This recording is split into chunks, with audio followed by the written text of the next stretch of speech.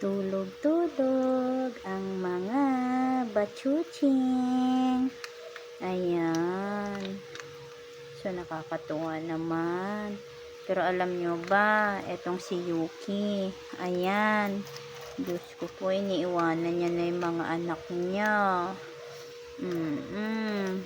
Sa akin na humihiga si Yuki, naiiwan na itong mga bachuching dito lang, sa kulungan, sa cage nila.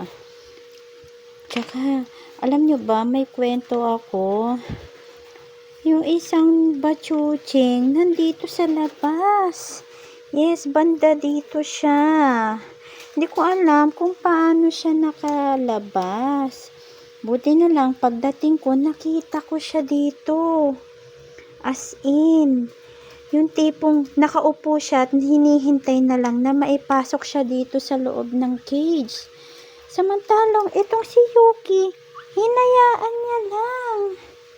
Diyos ko. Hinayaan niya lang yung anak niya nandito sa labas. Hindi niya man lang pinasok. Kaloka tong si Yuki.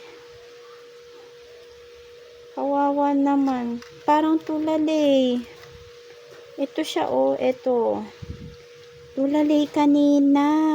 Iniisip niya na, alam niyo yung tipong ang layo ng iniisip niya, na parang siguro iniisip niya kung paano siya makakabalik sa loob.